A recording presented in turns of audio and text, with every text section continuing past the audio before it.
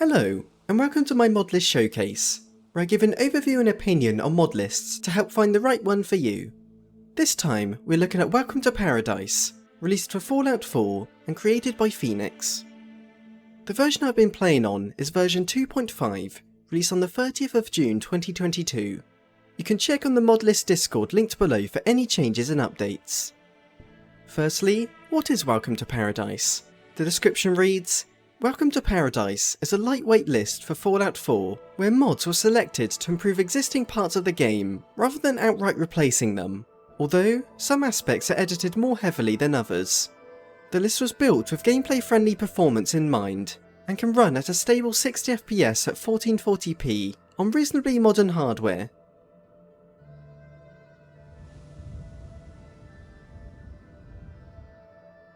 Welcome to Paradise is available to download from the Wabberjack Modlist installer, and it has a planned Nexus mod release, which might be up by the time you're watching this. While I won't cover the specifics of the installation in this video, the installation was nice and simple, with clear instructions provided on their website. And for further help with the download, you can follow along with my Wabberjack explanation guide video on my channel and linked below. With around 350 mods, this list totals to about 30 GB. Not including the Fallout 4 install itself. And once it's set up, all of the mod menus are already adjusted, although the guide mentions which one you can edit if you so wish. Now for what the mod list adds. For this showcase, I'll be showing clips taken throughout my current playthrough. I've spent plenty of time with this list, and so I have a good grasp on what it's like to play.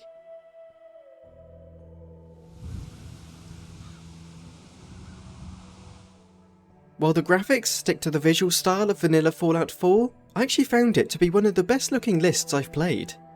The updated textures are where things really shine, with mods like natural landscapes offering 4K textures to the scenery, and dilapidated roads adding to the post-apocalyptic feeling.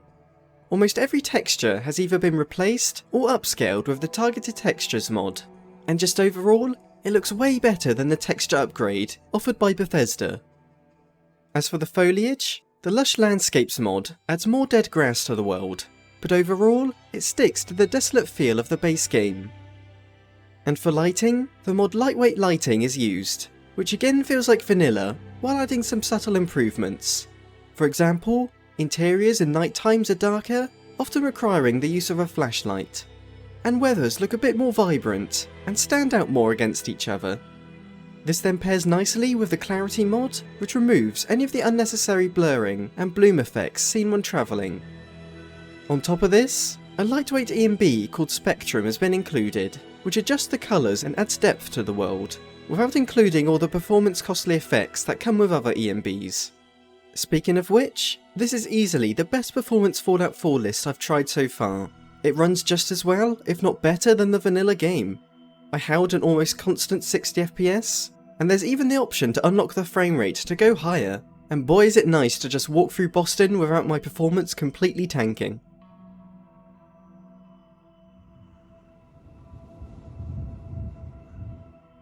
As said before, this list has aimed to improve what was already provided, rather than overhauling to fit a specific niche.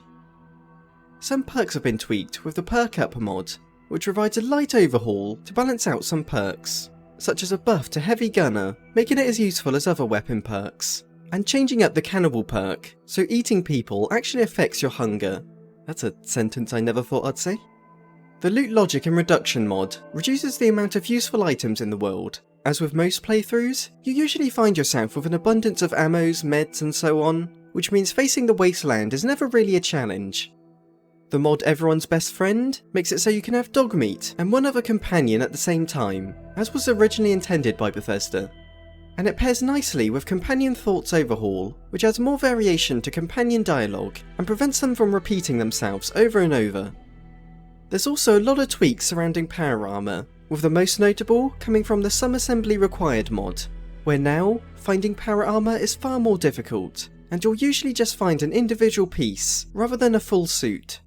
But to balance things, the armor durability is greatly increased, meaning you can really become a walking tank if you take the time to scavenge. Then there's Settlements, with the Place Everywhere mod allowing you to place items wherever you want within the boundaries. And there's tons of changes on top, like better working lights, increased variety amongst settlers, more power from generators, and a bunch of new items, which I'll talk about later in the video.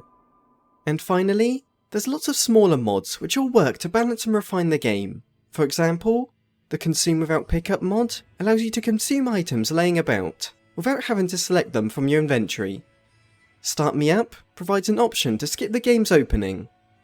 Back Await Anywhere means you can open the wait menu without sitting down, and there's just much more. On their own, these changes might not sound as fancy as some other overhaul lists, but everything adds up to provide a far better Fallout experience, and makes the game into what it always should have been.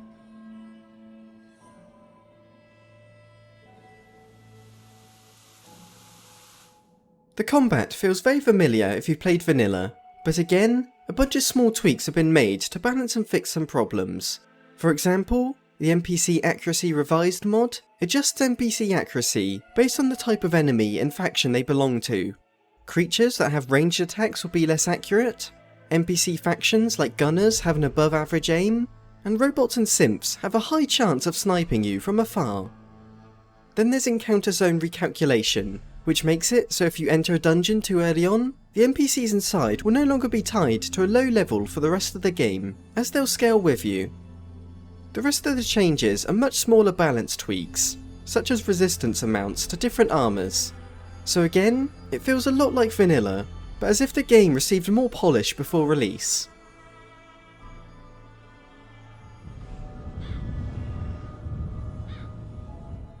Keeping in tone with this list, no new lands or quests have been included, although, once again, improvements are made to the vanilla content, such as the no quest auto start mods, which prevent DLC quests from starting up without you doing anything.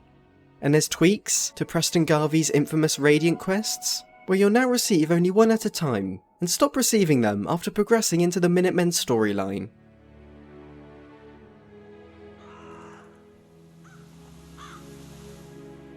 While some weapons have been affected by the tweaks and balance changes, no new weapon mods have been included, and the same goes for armours, although the upgradable Vault Suit adds more crafting options for the Vault Suit, so you can keep it throughout your playthrough.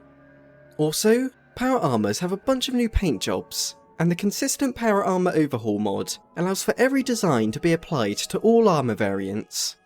And finally, a huge amount of new settlement items have been included. Mods like Whisper's extra pieces and Shaking Up add new large items for buildings, while mods like the Cozy Scaver include smaller furniture items for decoration, all of which feeling lore friendly and sticking to the handmade theme of Fallout. Oh, and most importantly, the dog furniture pack has been included.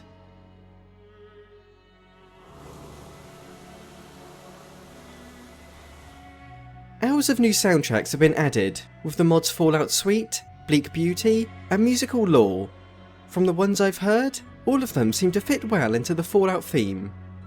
And the overall audio has been improved, with realistic sounding footsteps, new power armor sounds, and overall improvements with reverb and ambience.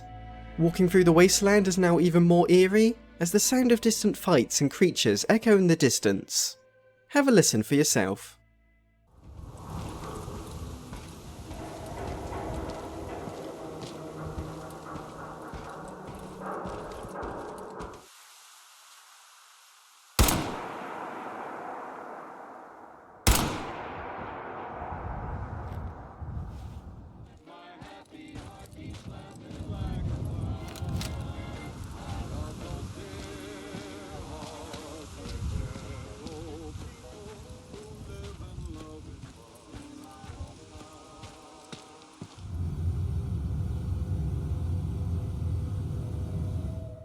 For some other notable changes with this list, Fallout 4 Photo Mode has been included, which adds the popular photo mode that's common in modern games. Binary speech checks means that if your charisma is high enough, you're guaranteed to pass a speech check, rather than leaving it up to chance. The Fall UI mods overhaul the HUD and UI to be much cleaner and offer more detailed information, while Immersive HUD helps declutter the screen from UI elements you don't need. And finally, NPCs look better with new skin, hair and eye textures, and companions have had small tweaks to make them look more natural.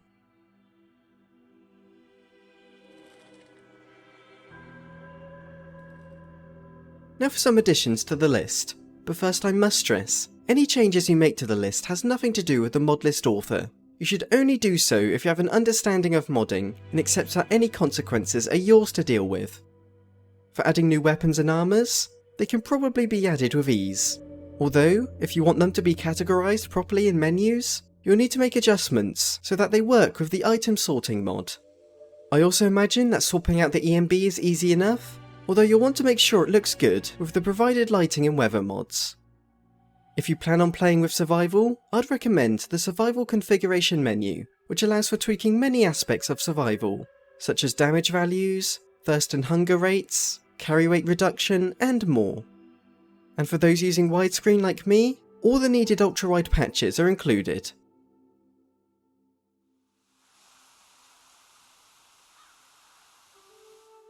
I feel like Welcome to Paradise is the easiest mod list to recommend, for the simple fact it's Fallout 4, but better.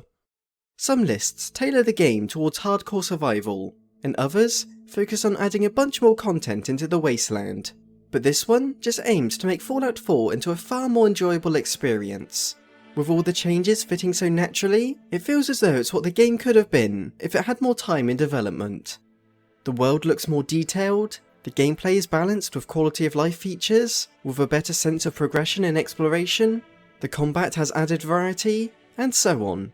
And all this is packed with great performance, which obviously is good for lower end PCs, but even high end PCs, as it feels great playing this game without random stutters and frame dips in towns and cities.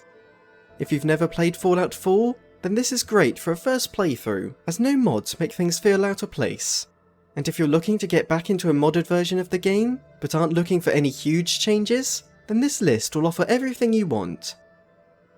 Thank you for watching. If you enjoyed the video, I'd really appreciate it if you gave it a like, as it helps the channel grow. I also have a Twitch where I'm going to stream one day, it's going to happen, and a Discord if you want to talk about mod stuff or anything else. Other than that, big thank you to my Patreon supporters, Alec Bentley, Joey, Emperador Wolf, Jack Ma, Michael Eric, and Christian Hell. I say it every time and I will keep saying it, your contributions help me so much. And it really helps give me the drive to keep making these. I obviously love making them, but they take up a lot of time. And so yeah, just thank you so much. And I also have a Ko-fi account if you want to give just like a one-time donation. Thank you everyone, and farewell.